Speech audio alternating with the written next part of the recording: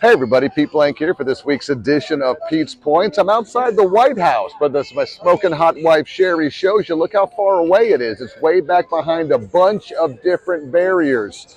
There's an original barrier put there in the early 1800s. Then there was another barrier put back years after that. And if you look right here, we've even got a police line barrier that was put up because the Kansas City Chiefs are visiting the White House today. But what in the world does this have to do with you as a leader?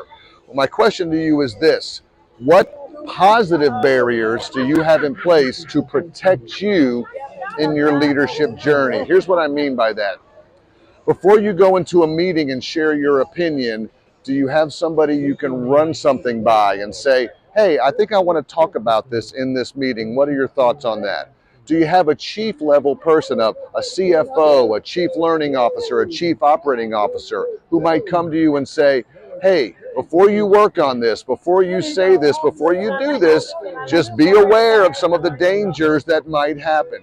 I think it's very, very important for us to have some barriers in place around us to prevent us from making bad decisions, bad policy, and bad processes. So even though barriers may seem negative, sometimes in our leadership journey, they're important to prevent us from doing the wrong or inappropriate things.